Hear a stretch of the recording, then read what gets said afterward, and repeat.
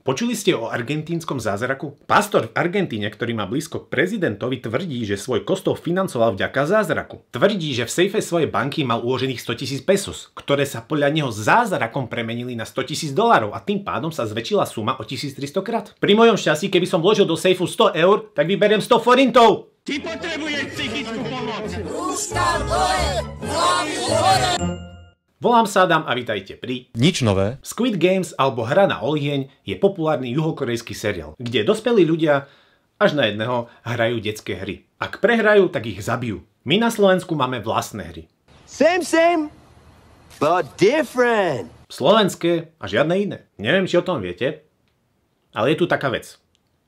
Všetci zomriete! Do jedného! Otázka je, že kto prežije najdlhšie. A mimochodom, máte životné poistenie? Ak by ste potrebovali poistku, pokojne sa obráte na mňa. Vybavíme, není problém. A tebe sa čo zastalo? Dostal som príležitosť sa zapojiť do takého projektu, kde si viem privyrobiť alebo zarobiť nejaké peniaze alebo mať nejaký pasívny príjem. A tak je teraz o mňa finančný poradca. Viete, ja sa teraz venujem tradingu, burze, investovaniu, akciovým fondom, podielovým fondom, hedžovým fondom, všelijaké rôzne opcie, futures, kontrakt, deriváty. Ja sa v tom teraz vyznám. Našiel som sa v tom a dokonca robím aj holistického kouča alebo som osobný motivátor. A predávam kurzy. Ako byť úspešný v živote. Takže ak chcete byť úspešný v živote, pokojne mi napíšte na Instagram. Neprepadol si náhodou z matematiky? Nemusíš nič vedieť, stačí si kúpiť kurz a oni ťa všetko naučia. Kto oni? Hej, to mi nejaká slečna na Instagrame napísala, že vyzerám ako slušný a inteligentný človek, že je vo mne potenciál, takže má pre mňa ponuku, že si môžem privyrobiť a mať nejaký pasívny príjem a zarábať cez telefón, že to vôbec nie je zložité, je to jednoduché, stačí sa tomu venovať pár minút denne a budú mi chodiť peniaze. No tak som to prijal. Zaplatil som členstvo, teraz vstupné členstvo za 200 eur a teraz platím mesačne po 100 eur. Dobre, pokračujme radšej. Možno sa pýtate, čo sú to za znaky? Dobrá otázka, ale ako finančný poradca by si to mohol vedieť. Originálnu hru na olieň charakterizujú tieto symboly. Kruh, štvorec a trojuholník. A logicky tvorcovia toho seriálu vložili tieto symboly do loga seriálu. To, čo teraz vidíte, je juhokorejská verzia loga toho seriálu, ktorou som sa inšpiroval pri našej verzii, slovenskej. Pridal som naše znaky, ktoré charakterizujú náš štát. Možno niekto by mohol namietať, že by som tam mohol dať hranol, ale tak to už nechám na vás. Dal som to takto. A do pozadia som dal hlaholiku, keď už je tak v móde, no. Čo mi je tu také teplo? Prečo? Inak tie znaky vám nemusím vysvetľovať, nie? Pochopíte. Aké nie, pochopíte to aspoň na konci videa. Aké nie, tak sa aspoň dovtipte. Nechce si náhodou podať prihlášku do LSNS alebo Republiky? Prečo? Rád maľuješ? Alebo nezačal si náhodou písať knižku Môj boj? Nepíšem a nemaľujem, ale poznám jedného ministra financií, ktorý maľuje štátny rozpočet. Tak poďme na to. Zadržali bývalého príslušníka NAKA. Chcel rozpracovať Žilinku v súvislosti s Ficovým prípadom. A rovno ho aj pustili.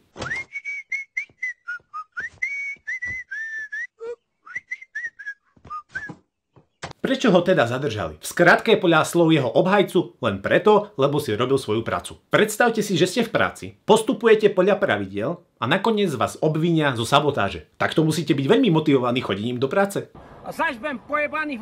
Ak sa bavíme o motivácii, tak zamestnanci ministerstva financií musia byť celí bez seba. Rozpočet na rok 2025 cielil na deficit 4,7%. V júnovom odhade podľa Rady pre rozpočtovú zodpovednosť deficit v aktuálnom roku dosiahne úroveň 5,2%. Za predpokladu, že vláda nepríjme dodatočné opatrenia. Takzvaný konsolidačný dovetok. Možno si poviete, hej, tam 0,5% hore dole, veď to nič nie je. Ja sám mesačne zhodnotím 10-20%, není problém. Počujem ma sem, Ďula. Z teba by mohol byť minister financií.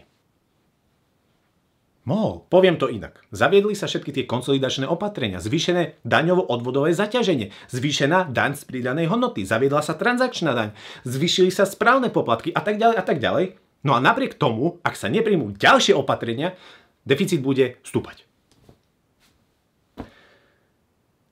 Cítim z vás, ako ste motivovaní platiť ešte viacej daní. My sa staráme o ľudí na Slovensku. Ja by som to nazval slovenský zázrak. Čím viac konsolidujeme, tým viac nám stúpa deficit. Toto sú peniaze daňových poplatníkov tohto štátu, ktoré sa lejú do štátneho rozpočtu. Napríklad takto. Má to však jeden háčik. Výdavky štátu sú vyššie. A dokonca štát sa sťažuje, že tento rok vyberie na daniach o mnoho menej, ako predpokladal. Čiže Je menej efektívny. A možno sa pýtate, prečo štát má vyššie výdavky? Čo ja viem, možno kvalitné služby, kvalitná infraštruktúra, digitalizácia, kvalitné zdravotníctvo, kvalitné cesty, alebo kvalitná politika na všetky svetové strany? Jo, spadlo to všetko na podlahu. Že to sú veci, ktoré sú subjektívne, že to nie je naozaj nejaká objektivita. A viete čo, možno by úplne stačilo dať pod to sito hrniec. Napríklad takto. Ale stavím sa, že aj tu by niekto prišiel s takouto výhovorkou. No ale tie hrnce sú špinavé. A vy ste tu od čoho prišli? No ale ja som... Neumyť ich? My to tiež u nás tak máme. Čím viac nových členov naverbujem, tak mám vyššie provízie. A potom tí noví členovia, keď naverbujú ďalších nových členov, tak z nich mám tiež provízie. No, how is this not a pyramid scheme? Aby toho nebolo málo, tak vláda by do konca svojho obdobia mala konsolidovať ešte 3 miliardy eur. No. Samotný minister financií tvrdí, že v rukave má ešte 68 opatrení. Škoda, že nie 69.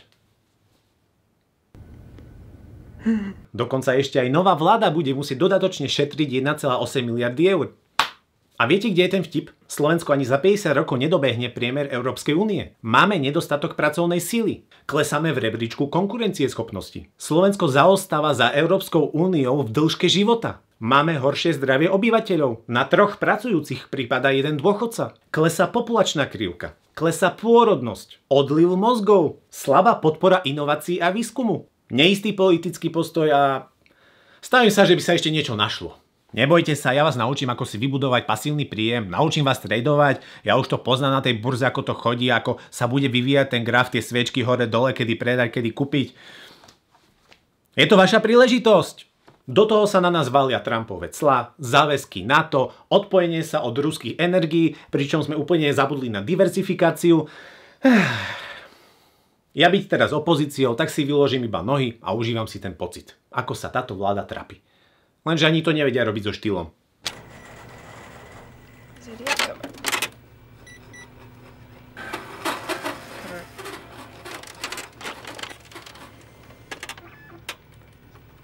Tu by som sa nedivil, ak by Fico šiel do predčasných volieb. Prichystá pascu pre novú vládu, pretože vie, že toto asi dlho životom mať nebude. Kto zachráni Slovensko? No podľa mňa chlapci z republiky. No, tak tí sa teraz venujú plnohodnotnému obsahu. Toto je hrozné, toto som nehral už.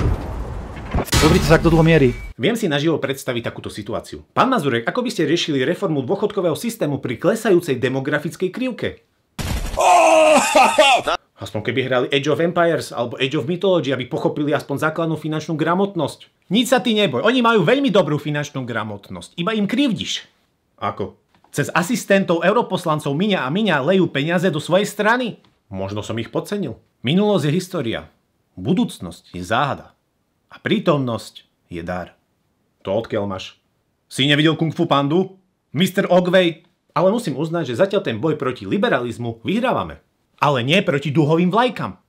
Čo? Automobilka Volkswagen, mimochodom Nemecko, to je tá krajina, kde by si podľa svojho výzoru v minulosti zapadol, tak vyhodila zamestnanca kvôli tomu, že strhol spred vchodu do areálu duhovú vlajku. A pred niekoľkými dňami zvesil zástavu, ktorú vyvesil Volkswagen, dúhovú zástavu. On ju zvesil a vyjadril svoj názor. Aby som doplnil kontext. A teraz je úplne jedno, či súhlasíte s duhovou vlajkou alebo nie. Pointa je taká, že je to cudzí majetok. A ten zamestnanec strhol tú vlajku. Dostal napomenutie. A čo spravil znova? Zase ju strhol. No a europoslanci sa divia, že prečo ho vyhodili. Dostal jedno napomenutie, no a pri druhom ho už vyhodili. Neslychanosť. A preto sa naši europoslanci ostro pustili do predsedu predstavenstva Volkswagenu v Bratislave. My na Slovensku hovoríme, ako sa do hory volá, tak sa z hory ozýva. Na vašu aroganciu doplatíte. Ten sa s nimi odmietol stretnúť, pretože neviduje vecnú diskusiu. Boom. Roasted. Nestačí ESE, tak poďme ďalej, poďme na Volkswagen. Viete, možno by to niekto mohol nazvať, nie je toto náhodou poškodzovanie slovenských záujmov? Keď tak na nich pozerám, rozmýšľam, ako ich slušne pomenovať. Pre OČTK, ja si to o nich nemyslím. To, že opozícia nereaguje, chápem, ale tu už by mohol zakročiť aj minister financií. Chalani, už stačí, tie 13 dôchodky musíme z niečoho platiť. Veď iba minulý rok automobilka odviedla na daniach 239 miliónov eur. Počuli ste to, dvaja s prepáčením, Nímandi, Blaha a Kaliňák sa vyhrážajú najväčšiemu zamestnávateľovi. Aspoň Lojzo, no. A aby toho nebolo málo, tak Erik Kaliňák nazval šéfa českých spravodajcov klaunom. ktorý má za sebou históriu a portfólio na rozdiel od nášho šéfa spravodajcov. Pretože si dovolili opraviť a doplniť slovenskú políciu pri informovaní kauzy o bombových útokoch na školách. V skratke, Česi, Slováci a Ukrajinci boli dohodnutí na tom, že budú postupovať v informovaní spoločne. Hádajte, kto nepostupoval. A dokonca zverejnili túto informáciu, keď ešte policajné týmy boli na Ukrajine v Dnipre. Nerozumiem, odkiaľ tí ľudia berú takúto odvahu. Tak ja mám problém spraviť ďalší krok, pretože mám obavy, analyzujem všetko, pri každej neistote sa radšej stiahnem, pretože to nechcem pokaziť, lebo mi na tom záleží a tu si nejaký synovec nejakého politika dovolí nazvať šéfa českých spravodajcov klaunom. Patrí svet odvážnym alebo hlúpym. Ale viete čo? What is the most inspiring thing I ever said to you? Don't be an idiot. Changed my life. Mňa počúvať nemusíte. Slovensko nie je postavené na influenceroch. Ďakujem, že ste si pozerali toto video. Dúfam, že sa vám páčilo. Ak áno, tak... Čože, Roman? Áno. Á, ďalšia radosť vo mne. Ďakujem. Vidíme sa na budúce. Ja neviem, čo sa deje s týmto svetom. Čo nás ešte čaká? Jaj ľudia, nikdy by som si nemyslel, že to poviem, ale hovorím to, normálne mi chýba Matovič. Môžeme sa už konečne všetci prosím upokojiť? Len chcem povedať, že prosím, nerobme zo Slovenska väčších exotov, ako sú všade inde na svete.